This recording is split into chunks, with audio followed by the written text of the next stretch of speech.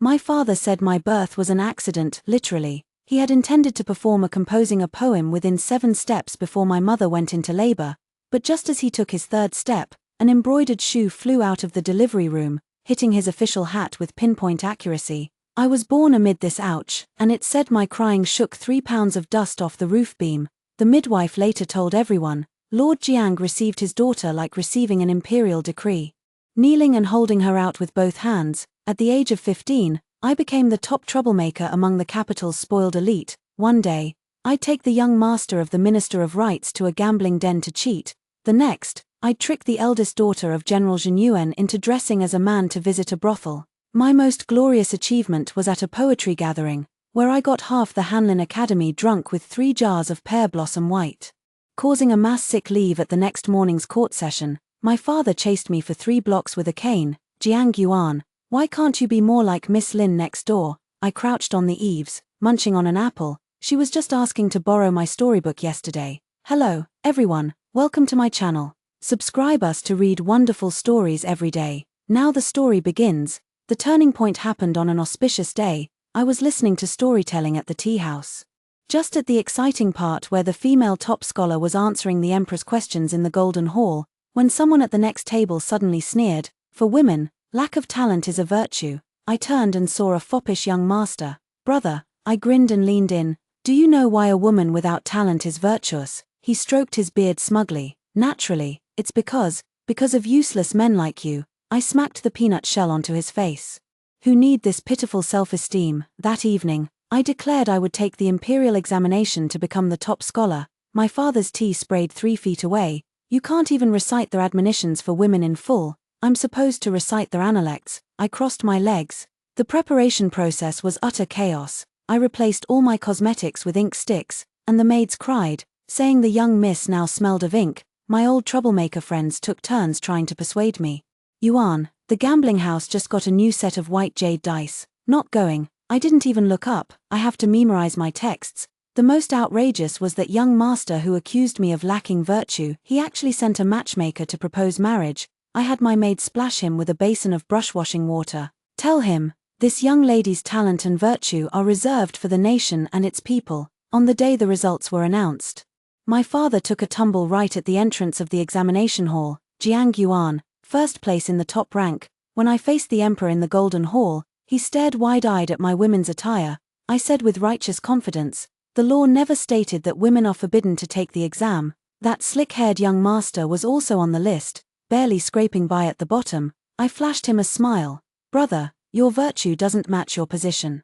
You thought this was the beginning of a love story. Wrong." 3 years later, I became the youngest 6th-rank court lecturer, and those who once mocked me had to kneel while listening to my lectures. Marriage proposals flooded my doorstep, so I erected a stone tablet at the entrance. "Those seeking marriage must first defeat me in a policy debate." To this day, no one has succeeded, just as the inscription on my tablet, "Marriage seekers must pass the policy debate," was nearly polished smooth by matchmakers' constant touching. An unexpected visitor from the Ministry of Rights suddenly arrived. That day, I was organizing ancient texts at the Hanlin Academy when I overheard minor officials whispering outside the window. "The newly appointed Lord Pei has piled the betrothal gifts right at the Jiang residence's entrance." My vermilion ink-dipped brush paused mid-stroke. Pei Shuji, the direct descendant of the Longxi Pei clan, had just been specially promoted to director of the Ministry of Rights. It said that on the day he entered the capital, the rouge shops along Vermilion Bird Street sold out, all their stock crushed by the crowds of young women vying to catch a glimpse of him, Lord Jiang. At this moment, the fellow is leaning against my stone tablet, the fish pouch at his waist swaying with the motion of his swinging leg. In the discourses on salt and iron, how is the equal transportation method explained? His fingertip lightly taps the inscription, "Those who wish to discuss marriage must first win a debate against me." He suddenly speaks, Lord Jiang's examination question. This humble official dares to answer. You ask why Sang Hongyang insisted on the equal transportation method in the discourses on salt and iron. I narrow my eyes. Answer wrong and you'll get a beating. First, he suddenly straightened his posture. Equal transportation is essentially price stabilization. Transferring tributes from various commanderies and kingdoms to balance supply, exactly as Your Excellency remarked when annotating the Canal Transport Memorial. The wealth of the realm should flow like living water. The vermilion brush in my hand paused slightly. Second, he stepped half a pace forward. The scent of pine ink overpowering the scholarly atmosphere of the courtyard, Sang Hongyang was criticized for competing with merchants for profit. But if equal transportation isn't implemented, should we let the powerful exploit the people, just like Your Excellency's revised method for dredging the Bienne Canal, knowing full well it would offend the old stubborn factions in the Ministry of Works, you still submitted the memorial. I finished his sentence, suddenly realizing this rascal had memorized even my old critiques of the Ministry of Revenue. Third, he directly snatched the vermilion brush from my hair and flamboyantly wrote equal transportation on the back of the stone tablet. The most ingenious part of this method lies in the character, transport. The brushstroke suddenly turned, sketching out a crooked heart, just like this humble official's heart, entirely at Lord Jiang's disposal to command and transfer. Amid the gasps of the minor officials in the courtyard, I snatched back the brush and stabbed it fiercely into his fish pouch. Third rule, 0 points. 3 days later, the entire capital knew two things. Pei Shuji debated equalization and transportation with me at the Hanlin Academy for 6 hours, and in the end, we were both carried out and fed ginseng soup. Before he passed out, he clutched my sleeve tightly and said, "Tomorrow, continue." My father paced back and forth at the entrance of the Imperial Hospital, when a sudden inspiration struck him. Could this kid be, "Father," I stuffed a piece of Poria cake into his mouth. "Did you also fake fainting like this when you were pursuing Mother?" It turns out I underestimated the resilience of this Dr. Pei. He actually climbed over my courtyard wall on his day off, claiming it was to avoid prying eyes. Staring at the crimson official robe stuck on the wall, I finally lost my patience. "Lord Pei, are you here to discuss scriptures or to tear down the house, to deliver a betrothal gift?" Pei Shuji, stuck on my wall, looked exactly like a fox with its tail caught in a door. My father rushed over at the sound, still holding half a piece of uneaten tuckahoe cake. Lord Jiang, Pei, perched precariously on the wall, struggled to clasp his hands in greeting. "This humble official, you're going to die," my father suddenly roared, startling Pei Shuji so much he trembled. "This is the century-old wisteria bestowed by the late emperor." He tenderly stroked the bent vine branch, then suddenly turned and yelled at me, "Jiang Yuan, you're rotten peach blossom." My mother came trotting over, holding up her skirt, her sewing basket still tangled with half-embroidered mandarin ducks, if those two crooked-necked ducks could even be called mandarin ducks. "Don't worry, sir." My mother stood on tiptoe and poked Pei Shuji's dangling official boots. "This child has strong waist and leg strength, perfect for climbing the pear tree in our backyard." A quarter of an hour later, Pei Shuji sat upright in our flower hall, a few wisteria leaves still clinging to his official robe. My father sternly pushed a plate of pastries toward him. "Try some, Lord Pei." Poria cake. I watched helplessly as Pei Shuji took a bite.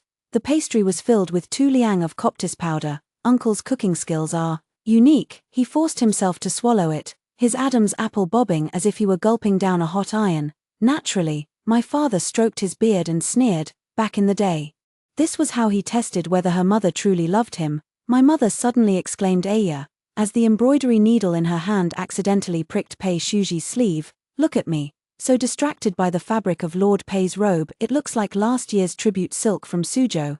Pei Shuji's pupils contracted sharply. This fabric was originally meant to be entirely gifted to the Minister of Revenue's household, but he intercepted 2 bolts by keeping watch at the dyeing workshop overnight. During the evening meal, my father began the second round of questioning. "I heard Minister Pei was in charge of flood control in Jiangnan 3 years ago." He scooped a spoonful of tofu soup. "Coincidentally, our Yuana wrote a piece titled 10 Strategies for Flood Control at that time. It was thrown into the latrine by those old stubborn officials at the Ministry of Works." Pei Shuji suddenly interjected, pulling out an exquisitely bound booklet from his sleeve. I retrieved it and had it recopied. I snatched it away and saw that the crude remark I had once made about the Ministry of Works, dumb as a pufferfish, was now set against a golden-ruled background, with a note added, "Not harsh enough." My mother suddenly pushed the braised pork knuckle toward him. "Eat more. Look how thin the child is." When the moon rose above the willow branches, Pei Shuji was finally allowed to escort me back to my chamber. If trailing behind me carrying a ladder could be considered an escort, can you tell me now? I kicked the ladder. "Why must you marry me and no one else? You used to look out for me when we were kids, at Shinyu bookstore, remember?" I suddenly recalled the boy in blue who handed me pastries. "Wait," I grabbed his collar. "Was it you who gave me that rose pastry that ruined my teeth?" Under the moonlight, he laughed heartily. Memories suddenly flooded back like a tide. That year I was 12, disguised as a boy browsing storybooks at the Shinyu bookshop. Suddenly, I heard sounds of beating and scolding from the backyard.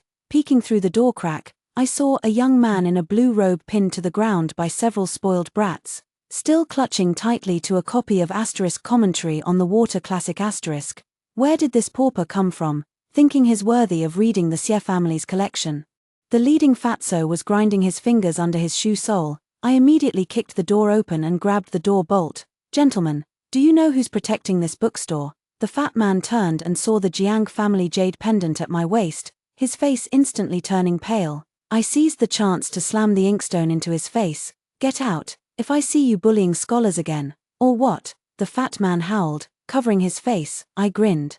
I'll let you finish reciting the Book of Rites before you leave. After the crowd scattered like birds and beasts, the youth remained kneeling in the pile of torn paper. Dazed, I crouched down to help him gather the pages and suddenly discovered a water control diagram tucked in the book. The brushwork was yet precise, depicting the flow of water veins so vividly that even my father couldn't have drawn it that way. Hey, I poked his forehead, want to control the waters.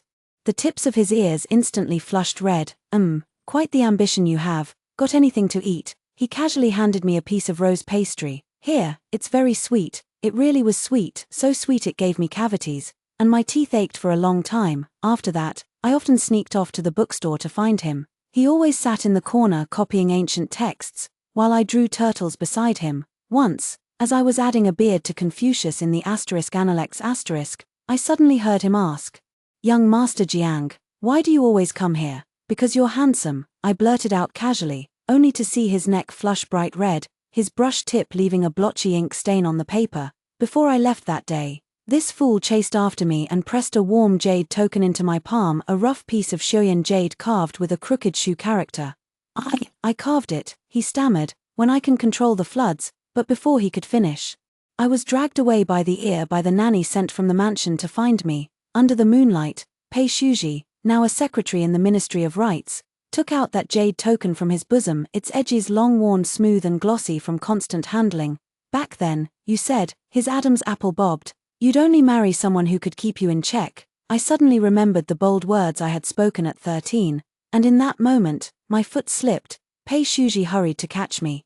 But we both ended up tumbling into the wisteria trellis, so, I grabbed his loosened collar. You worked so hard to pass the imperial exams, to control the floods, and secretly passed you many memorials. He suddenly chuckled, his nose brushing against my earlobe. Each time you marked them with vermilion ink. Utter nonsense. I was about to curse when I heard my father's cough from the base of the wall. If you want to be intimate, go inside. This wisteria was planted by the late emperor. I know. I grabbed the jade pendant and threw it toward the source of the voice. Century-old wisteria, right. The very next day after Pei Shuji and I tumbled beneath the wisteria trellis, the capital was suddenly abuzz. The heir of the northern garrison Marquis had returned to the city. Yuan, the familiar loud voice made the parasol tree in my courtyard tremble. A figure in red robes vaulted over the wall and landed steadily before me, silver bells jingling at his waist. Did you miss me? I stared at that suntanned yet still handsome face, and the teacup in my hand clattered to the ground. Xie Xiaodao, Xie Lang, courtesy name Minka, earned the nickname Xie Xiaodao from me because he could shoot down willow leaves 100 paces away with a small knife at the age of 12. His father, the Marquis of Zhunbei, and my father are sworn brothers. And we've been close friends since we were toddlers. I heard you erected a marriage proposal steely. He casually grabbed the pastries on my desk and took a bite. Perfect timing. I learned a new sword technique in the northern desert. Before the words faded, the courtyard gate suddenly swung open. Pei Shuji stood at the doorway holding a food box, his gaze fixed on Xie Lang's hand resting on my shoulder. The air instantly solidified. And this is, Pei Shuji leisurely set down the food box. My brother. I slapped Xie Lang's paw away. Xie Lang, who just returned after eating sand in the northern desert for 3 years. Xie Lang suddenly leaned close to my ear.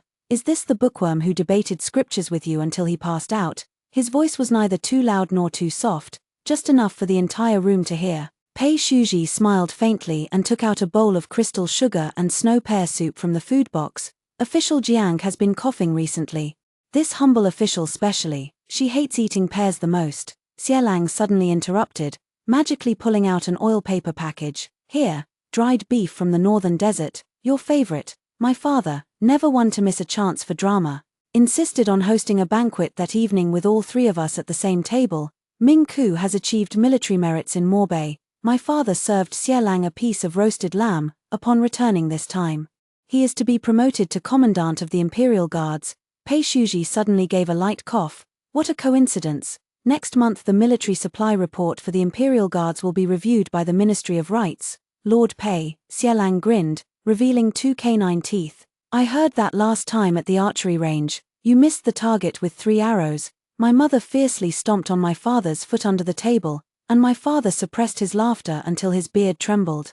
After the banquet, Xie Lang insisted on escorting me back to my room, while Pei Shuji silently followed 3 steps behind, carrying a lantern. Yuan Yuan, Xie Lang suddenly lowered his voice. That guy's gaze toward you is unsettling. I know, you know, and yet you still let him. Xie Lang scratched his head anxiously, looking just like a bristling monkey. When we were kids, you said you'd marry the greatest swordsman in the world. I glanced at the new sword at his waist.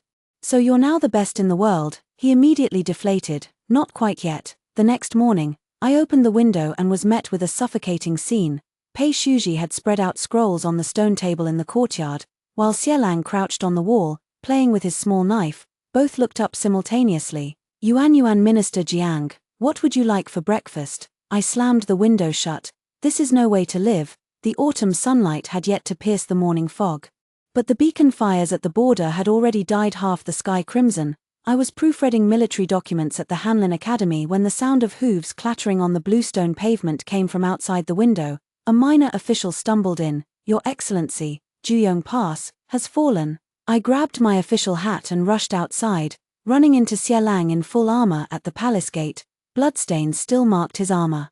The Northern Di Khan personally leads 100,000 cavalry. The wound on his split tiger's mouth was still bleeding. Yuan Yuan, the world is truly about to change. The snow in the northern frontier had been falling for 3 full months, and the 2 armies remained deadlocked outside Yangmen Pass. Xie Lang's black armor core was wedged like a nail at the mouth of the canyon. No matter how fiercely the Northern Di cavalry charged, they could not advance a single step further. Each day, I calculated the provisions in the military tent, and the sand table on my desk had long been worn into grooves by my fingers. On the night of the 8th day of the 12th lunar month, Pei Shuji braved the wind and snow to infiltrate the enemy camp, returning with his cloak crusted in icicles. He pulled a letter from his breast. The Khan's younger brother is willing to negotiate peace. On the eve of the peace talks, the 3 of us gathered in the command tent under a dying lamp. Xie Lang thrust a dagger into the sheepskin map. I've scouted the location of the Khan's golden tent that the brat wants. With a flick of his wrist, the blade tip hooked a blood-stained token, and I took out 2 of their 1,000-man commanders along the way. Pei Shuji leisurely brewed tea. 3 of the 7 northern Di tribes have already pledged allegiance. He pulled a scroll of names from the bottom of the tea canister. These noble youths have all studied at the Imperial Academy in Chang'an. I added a handful of pine branches to the charcoal brazier. Tomorrow's peace talks, they must seed the Blackwater River. As the north wind swept snowflakes against the camp gate, the Northern Di envoy group finally appeared. At their head was a youth draped in fox fur. The negotiations lasted for 3 days and 3 nights. The final treaty that was signed left the entire court in an uproar. Not only did the Northern Di retreat beyond the Juyong Pass, but they also opened up the grasslands south of the Yin Mountains. At the victory banquet, His Majesty asked me what reward I wanted. I looked at the 2 people below the dais, both equally scarred and battered. I request to revise the commentary on the water classic. I raised my bandaged hand. This time I must clearly map the waterways from the Blackwater River to Yangmen Pass. Xie Lang coughed desperately in the military official's line, while Pei Shuji lowered his gaze to conceal a smile. 3 days after the victory banquet, an unexpected guest arrived in the capital. I was in the mansion tracing new river routes for the commentary on the water classic when I suddenly heard a silvery laughter from the front courtyard. Sister Jiang, long time no see Tilda. Looking up, I saw a girl in an apricot-red ruchuan rushing toward me, nearly knocking over my inkstone. Lin, Ru. I grabbed her by the cheeks. Why aren't you being a talented lady in Jiangnan? What brings you to the capital? This Miss Lin was exactly the child of another family that my father used to talk about every day. Who would have thought that while she appeared to be a talented lady skilled in music, chess, calligraphy, and painting, Behind the scenes she was my accomplice in secretly reading storybooks. I heard Sister Jiang is getting married. She blinked her big eyes and peeked into my study. I specially brought 20 newly published romance novels as a gift. Before the words faded, Pei Shuji and Xie Lang simultaneously poked their heads in through the window. Lin Ruru let out an aya as the book The Domineering Minister Falls for Me smacked right onto Xie Lang's face. Things began to take a bizarre turn. Lin Ruru insisted on hosting a poetry gathering at the Jiang residence. But all the attendees turned out to be eligible noble ladies. I watched helplessly as she cornered Pei Shuji in the corridor. Lord Pei, in the Book of Songs, having seen the gentleman, what comes next? Before Pei Shuji could answer, Xie Lang suddenly dropped down upside down from the roof. Why not be delighted? So simple, and you still ask, scaring Lin Ruru so much she threw her round fan into the lotus pond. To make matters worse, the girl somehow got involved with that greasy-haired young master I once pelted with peanut shells. Now he is the Vice Minister of Works, taking Lin Ruru to Zhuqiu Street every day to coincidentally run into me. Minister Zhu said Sister Jiang was quite fierce when she was little. Lin Ruru clung to that good-for-nothing's arm. I don't believe it. Sister is clearly the gentlest. Her affected tone gave me goosebumps all over. The situation reached its climax on Laba Festival. Lin Ruru insisted on giving the three of us hand-embroidered sachets. The one for me was embroidered with 100 years of harmony, the one for Pei Shuji was may you have a son soon, and the one for Xie Lang was actually intimate friend in the boudoir. Oh, Ruru, I affectionately put my arm around her shoulder. Do you know why the well in my courtyard was sealed? She shook her head innocently. Last year, a matchmaker fell in. I whispered gently, and no one has fished her out yet. That night, I climbed over the wall into the Lin residence with 2 jars of pear blossom white wine. Lin Ruru was lying on the bed reading a storybook, and her eyes lit up when she saw me. Sister, come teach me about the wedding night. Shut up. I thumped the wine jars onto the table. Whose side are you on, anyway? She suddenly and mysteriously pulled out a sketchbook from under her pillow. 100 ways to use a supporting female character to provoke the male lead into confessing. Don't worry, she leaned in to whisper, Minister Zhu is just a prop I hired. Lord Pei has a small statue of you hidden in his study. I spat out a mouthful of wine onto her priceless Suzhou embroidery quilt cover. Lin Ruru frantically tried to save her Suzhou embroidery quilt cover when an object suddenly fell from her sleeve. It was the hilt of Xie Lang's ruby-encrusted dagger. Wait, I grabbed her wrist firmly. This isn't the one Xie Xiaodao always carries. Her ear tips instantly flushed crimson, and she jerked her hand back. I found it. Oh, I narrowed my eyes. Then why is your signature double loop not tied to the scabbard? After 3 cups of pear blossom white, the truth finally surfaced. When I was 12, he taught me archery. Lin Ruru hugged the wine jar and gulped it down, and I ended up shooting through his belt. I almost choked on the wine. So that scar on his waist, it was my fault he fell into the thorn bushes. She suddenly threw herself onto my shoulder and burst into tears. But every time he returns to the capital, he still comes to see you first. The next morning, when Xie Lang came to deliver the military report, I deliberately kept Lin Ruru in the study. Yuan, he didn't even glance at Lin Ruru, handing the secret letter directly to me. The Northern DI are making unusual moves. Lin Ruru twisted her handkerchief and approached. General Xie, this is a newly embroidered quiver I made. Xie Lang casually took it and hung it at his waist, but his eyes were fixed on the commentary on the water classic on my desk. Did Pei Shuji come to discuss the classics with you again yesterday? Lin Ruru tossed her handkerchief every day on the path Xie Lang had to take, and Xie Lang picked it up each time only to hand it over to me for wiping cinnabar ink. The Mandarin duck sword tassel she sent was tied by Xie Lang onto the dagger he gave me. Even the pouch she meticulously prepared was taken apart by Xie Lang and remade into a seal case for me. Brother Minka, one day, Lin Ruru finally couldn't hold back and stopped him at the training ground. You clearly know my feelings. Xie Lang was polishing the new dagger he intended to give me, not even looking up. Don't make a fuss. On the night of the Lantern Festival, Lin Ruru, drunk, stumbled into my arms. Sister Jiang, when he looks at you, there are stars in his eyes. I patted her back, but when I looked up, I saw Xie Lang standing under the corridor. He held the lantern he had bought for me in his hand, yet his gaze fell on Lin Ruru, whose makeup was smeared from crying, and a complexity I had never seen before flickered in his eyes. Yuan, he suddenly walked over, shoved the lantern into my hand. Pei Shuji is looking for you. 3 days later, Xie Lang set out for the northern deserts. Lin Ruru hid behind the battlements, not daring to see him off.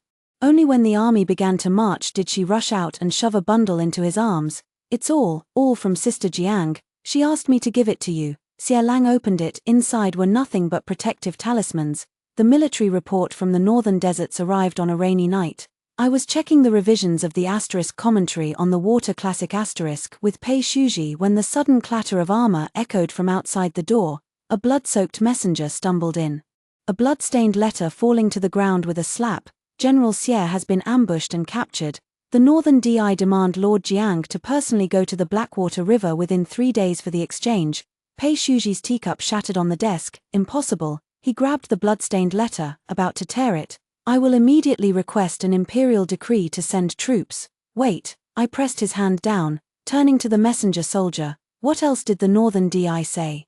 The soldier tremblingly handed over a blood-stained piece of jade, with a line of small characters newly carved on the back. Yuan, don't come. My father knelt in the ancestral hall all night. Your grandmother made me swear on her deathbed." He caressed my grandmother's memorial tablet. To never let Yuan follow in her footsteps, I silently placed a jar of pear blossom wine beside him, the very kind my grandmother loved most in life. On the day of departure, Vermilion Bird Street was packed with people. Pei Shuji stopped in front of my carriage, the outline of soft armor faintly visible beneath his official robes. "I'm going with you." "No." I shoved the commentary on the Waterways Classic into his arms. "With my newly marked Northern DI Waterways, only you can decipher it." He suddenly untied the fish pouch from his waist. "Then take this." Inside the pouch were hidden thunderclap fire pearls. The wind by the Black River was like a knife. The Northern DI Khan sat solemnly before the golden tent, while Xie Lang was chained to the sacrificial pillar. "Lord Jiang is truly a man of loyalty and sentiment." The Khan toyed with my jade pendant. "Why not stay and become my consort?" I kicked over the wine table. "Release him." "What's the hurry?" He suddenly clapped his hands.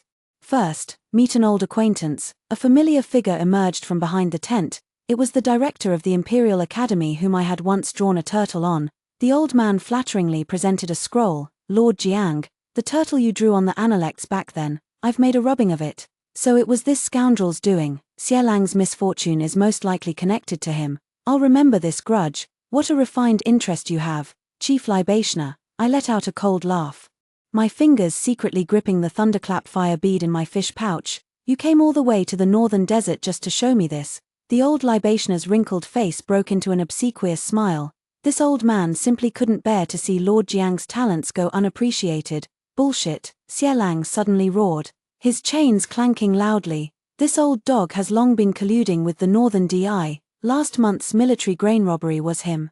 Khan struck Xie Lang on the shoulder with his whip, cutting his words short. But it was enough. I stared at the swaying Ministry of Revenue token at the old sacrificial wine's waist. There truly was a traitor in the court. Yuan, Xie Lang suddenly lowered his voice. "When I break these chains, grab a horse and ride southeast." "Shut up." Using the motion of giving him water, I slipped the thunderfire bead into his blood-stained bandage. "Where is the protective charm Lin Ruru gave you?"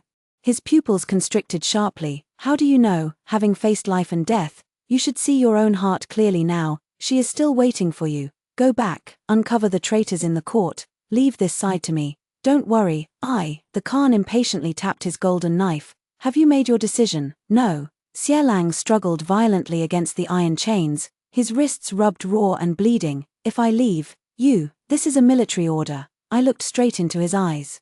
My voice lowered to a whisper. "There are traitors in the court. Someone must go back to deliver the message." I quietly slipped his dagger back into his sleeve. "The Black Armor Army cannot be without its commander. I must personally witness General Xie taking the antidote." I deliberately raised my voice. The Khan laughed loudly. "Good, as you wish." As Xie Lang's horse hooves shattered the thin frost on the palace gate, the first light of dawn was just breaking on the horizon. "Report." He knelt on one knee before the Taiji Hall, blood-tinged ice chips falling from his armor. "Minister Jiang used himself as a hostage to allow me to return with this message." The Emperor's vermilion brush paused, dragging a long red streak across the memorial. "Speak." Xie Lang presented the matter in detail. The Emperor remained silent for a long while after listening. "Issue the decree." His voice was like tempered ice, effective immediately. "Officials of the 6 ministries are forbidden to leave the capital without my handwritten edict." In the main hall of the Jiang residence, my father stood in silence for a long time after hearing the military report. Suddenly, He turned and drew the bronze sword enshrined in the ancestral hall, its blade scraping an ear-piercing sound against the bluestone floor. "Master," the steward exclaimed, "this was bestowed by the emperor, if I can bear to part with my daughter's life." How could I cling to a mere sword? With a flick of his wrist, he pointed the sword tip toward the northern frontier. "Go, dispatch all 300 of our household troops to Xielang." My mother said nothing, silently opening her jewelry box and taking out the land deeds that were part of her dowry. "Sell these to fund the military supplies." In the Hanlin Academy duty room, after hearing Xielang's report, Pei Shuji's teacup cracked with a sharp sound. "Thank you, General Xie."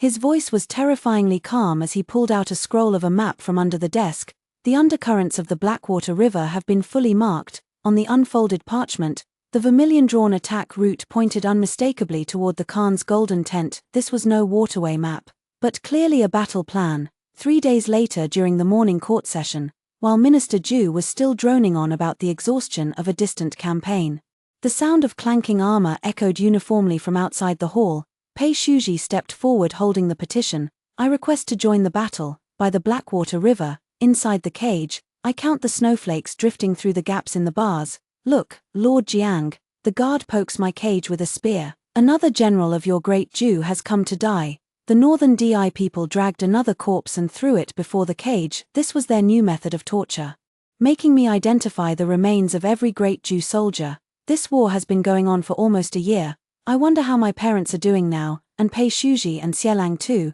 No news might just be the best news. When the Northern DI people sprinkled salt on my wounds, the pain left me utterly weak. On such a cold day, cold sweat kept pouring out. The blood of the talented woman of Great Ju is also salty. It turns out, the Khan's personal guard used a curved knife to lift my hair.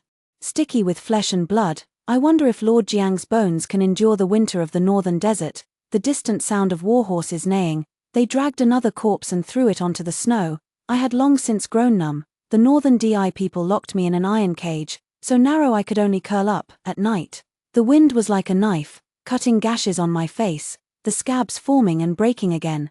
The guard only gave half a bowl of spoiled porridge each day, mixed with sand that crunched when chewed. One day, there was a piece of meaty bone in the porridge. I bit into it and found it was a human knuckle. At first, I would break down, vomit, and cry. But later, all that remained was numbness. On the 23rd day of the 12th lunar month, the day of the Kitchen God Festival, I broke my little finger to free myself from the shackles when I heard a familiar cough outside the tent. Xielang's signal. The snow was falling heavily. The Northern DI people suddenly grew restless, torches flickered wildly, and the thundering of hooves shook the ground. I heard someone cursing in Mandarin. It was one of the old veterans of the Black Armor Army. An arrow clinked as it struck the cage, a cloth strip tied to its shaft reading, "Get down." I had just crouched low when the blast's shockwave overturned the cage. The iron bars warped and cracked open a gap, just wide enough for me to squeeze through. Bodies lay scattered haphazardly across the snow. A northern barbarian soldier, not yet fully dead, was dragging his entrails behind him as he crawled, plowing a dark red furrow in the snow. I picked up his curved blade, only to be suddenly grabbed from behind by the neck. It was that orderly who always rubbed salt in my wounds. His breath reeked of alcohol. Lord Jiang, trying to run away, just as the tip of his blade plunged into my shoulder, Xielang's spearhead burst through his temple. Red and white pulp splattered all over my face. The golden tent caught fire, with flames licking at the parchment ashes as they soared into the sky. Pei Shuji rushed out from the flames, the hem of his official robe on fire. He was holding a box in his arms, its corner still dripping with blood, account books. He coughed as he shoved them into my hands, evidence of the old chancellor's collusion with the enemy. Lin Ruru suddenly screamed, "Watch out!" The Khan's golden blade came slashing down, and Pei Shuji pushed me aside.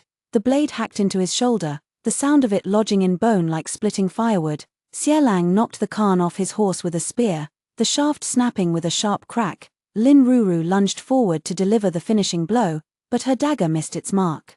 The Khan grabbed her by the hair and shoved her toward the fire. With no time to wonder how she'd ended up here, I snatched up a burning log and swung it at him. Amid the stench of scorched flesh, the Khan howled, clutching his face.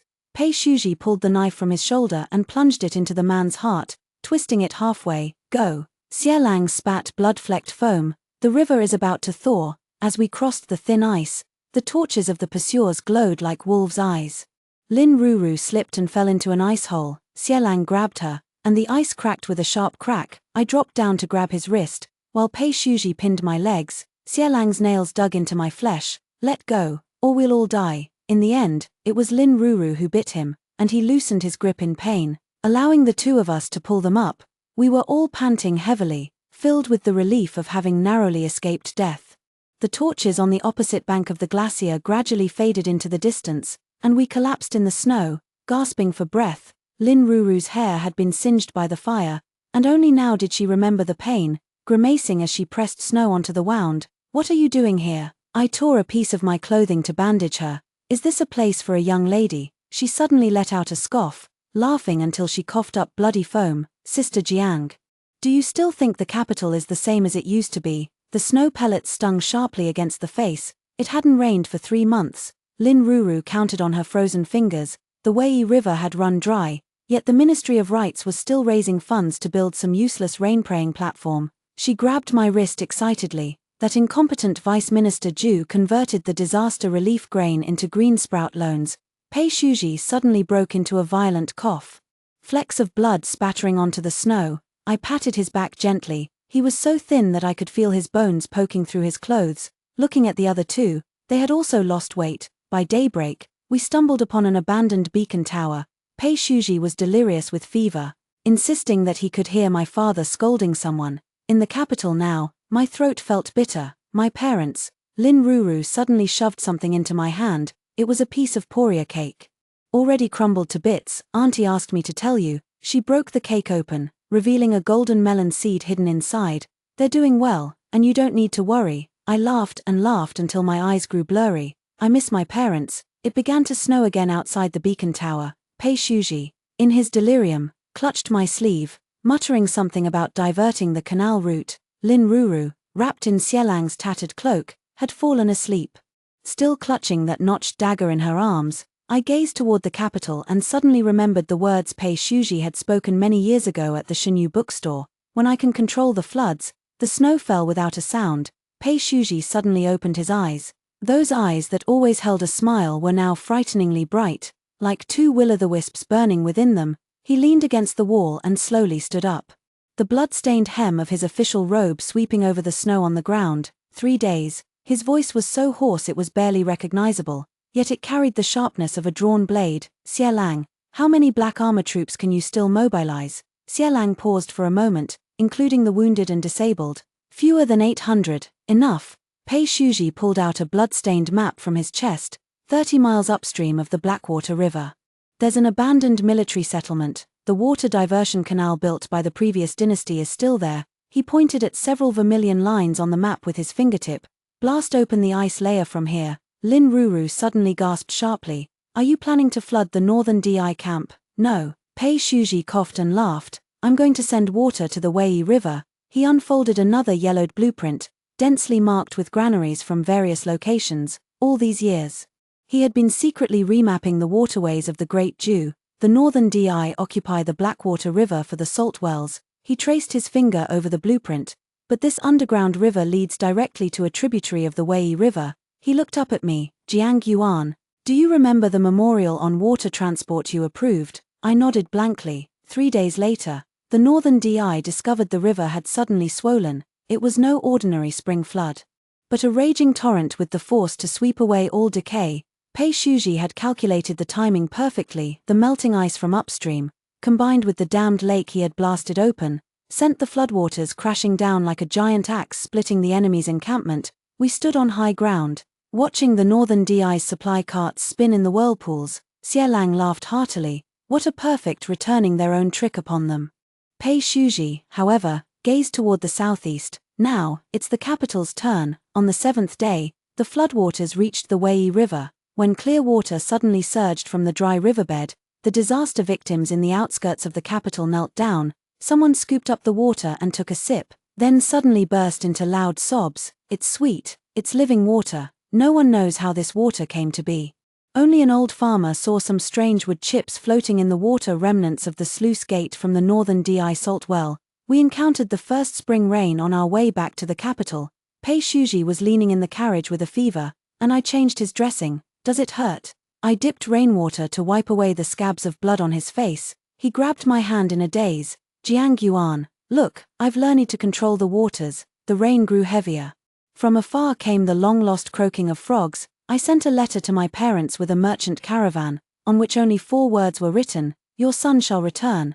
But before we even reached the outskirts of the city, we heard the sounds of battle. The rebels had cut off the main road. My heart leaped into my throat, not because of the rebels, but because I saw my parents, whom I hadn't seen in so long. My father was wearing an old suit of armor from 20 years ago.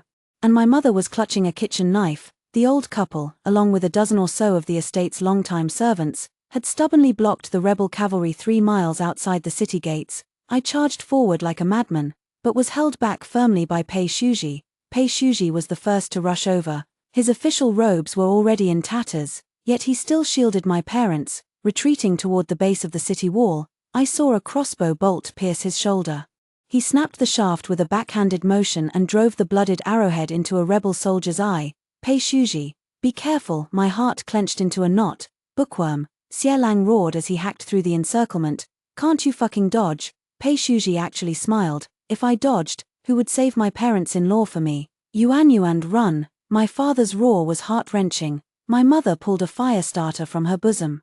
She lit her own outer garment and threw the flaming bundle into the rebel army's supply cart.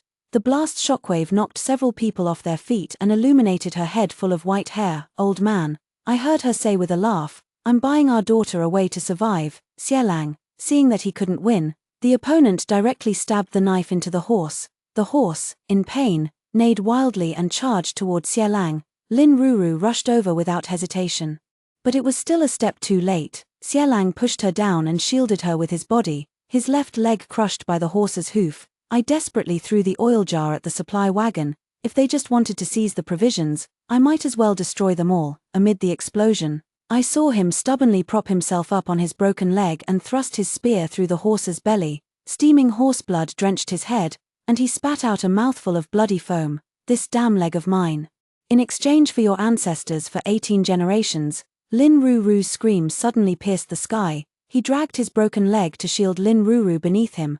The rifle had long been broken, so he used his teeth to tear open a rebel's throat. The rebel wasn't completely dead. His hand slid toward the dagger at his waist. Lin Ruru saw it and snatched the dagger first. She stabbed it straight into his heart. Lin Ruru's dagger was stuck in the enemy's chest and couldn't be pulled out.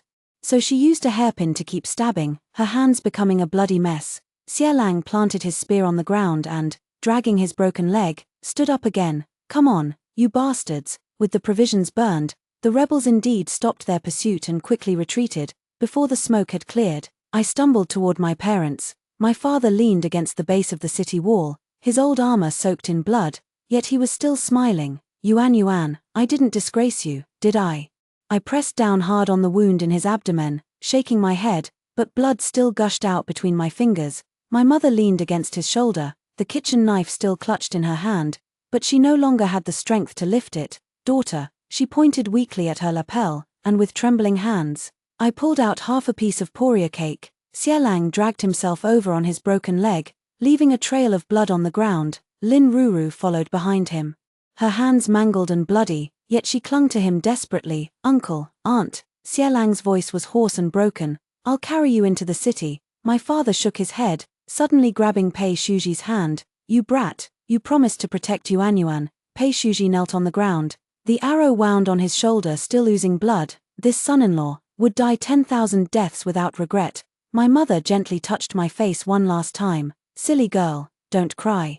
Your father and I will go ahead to prepare your new home. Their hands gradually grew cold, yet they remained tightly clasped together. Holding them, I suddenly remembered my childhood, my father teaching me to ride a horse, my mother watching anxiously from the doorway. Those were such good times. Even being scolded felt sweet. The sugar cake melted in the rain, and no one would ever hide golden melon seeds for me again.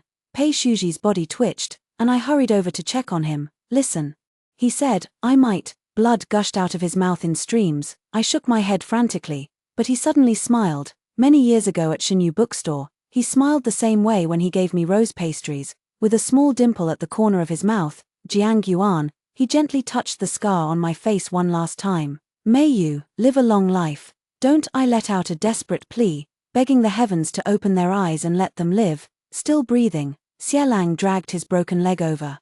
Pressing his blood-stained fingers firmly against Pei Shuji's neck, "This bookworm is tough as nails." It was only when Xie spoke up that I realized Pei Shuji had merely passed out. Only then did I notice the arrow wound on Pei Shuji's chest had turned black. It was poisoned. Lin Ruru suddenly tore off the sachet from her waist, pouring out a few pills. "Quick! These are detox pills given by the imperial physician. Only a few left." He pushed the pill into Pei Shuji's mouth. But he couldn't swallow it no matter what. Trembling, I took a sip of water, leaned over, and passed it to him. The taste of blood filled my lips and teeth, mixed with the saltiness of rain and tears. As the city gates slowly opened, I saw all the citizens kneeling in the rain. Someone handed over a clean cloth, someone brought hot soup, and others silently helped us lift the wooden planks.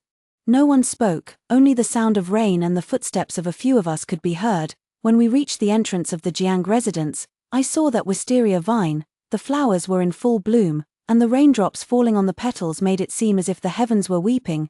Pei Shuji's injury took 3 months to heal, during which he insisted on helping Xie make a crutch, and the two nearly ended up fighting. Lin Ruru ran to Xie room every day, claiming to care for the injured, but actually trying to sneak sips of his medicinal wine, and I have finally learned to say with a smile before the graves, "Father, Mother, I am doing well, it's just that whenever it rains, the old wound on my shoulder still aches." In the 3rd year after the Battle of Blackwater River, the new commentary on the Waterways Classic that I led the revision of was promulgated throughout the land. The old stubborn officials from the Ministry of Works knelt in protest before the Taiji Hall. "How can a woman decide state policies?" I unfolded the river defense map in court. "Do you gentlemen recognize these 36 hidden currents?" The entire court fell silent. Those were what I had carved on the iron bars with my fingernails while in a cage. I have established a women's policy debate course at the Imperial Academy. Minister Ju, who once said of me, "Lack of talent is a virtue," now has to grade assignments for the female students. Lin Ruru brought her child to the lecture, and the little rascal wet half of the *analects*. Xie was so frantic he wanted to spank him, but I handed over the old book I once drew turtles in. "No matter. Confucius just needs a football at his waist." The day I submitted my resignation, the entire court was in an uproar. "Are you truly leaving, Minister Jiang?" The young emperor crumpled the memorial in his hand. "I grant you entry into the Grand Secretariat as Chancellor." For the last time I stood in the Golden Yuan Hall, gazing at the sea of new faces, those old ministers who once accused me of a hen crowing like a rooster at daybreak, their graves now overgrown with several cycles of weeds. "Your Majesty, the new canal tax has been implemented for 3 years, doubling the annual state revenue." I unfurled my final memorial. "The war horses submitted through this year's northern border trade are sufficient to form a light cavalry unit." Jiang Yuan, the lecturer, Pei Shuji, the director of the Ministry of Rights, and Xie, the general of the palace guards, resigned on the same day, and the emperor had no choice but to grant their requests. I never expected that they would resign as well, but it's just as well. The few of us had long been inseparable, more like family than friends. We settled down in the Jiangnan water town. Pei Shuji has taken on a fish pond, Xie trains ducks using military drills, and my biggest daily worry is Lin Ruru hiding my cinnabar brush again. She always wants to grade the children's essays for me. There's no helping it, I can be a bit too strict at times. On the night of the Mid-Autumn Festival, we drifted on the lake in a boat. In the distance, the county town was brightly lit, and the newly built canal was transporting wine from the northern frontier. "Look," Xie pointed into the distance, where thousands of river lanterns drifted downstream, a ritual performed by water conservancy departments across the land to honor the river god. In the flickering lantern light, I seemed to see my father and mother standing atop the stargazing tower, raising their cups in our direction. "Father, Mother, these mountains and rivers remain unharmed, it's just, I miss you a little." Records of the Jinghe era document, since the Jiang clan retreated from public life, the realm has enjoyed peace. The northern border saw no war for a decade, and canal transport profits funded schools across the land. The imperial examination for women became standard practice, and among the people, the legend of Jiang's 3 refutations, refuting admonitions for women, refuting conservatism, and refuting divine fate, spread far and wide. No one ever saw that top female prodigal of the capital again, yet in which young lady's vanity case wasn't her portrait secretly hidden. Over tea and after meals, they loved to imitate Lady Jiang's manner, slamming the admonitions for women face down on the table, hands on hips, saying, "Ignorance is a virtue in women, bullshit, end."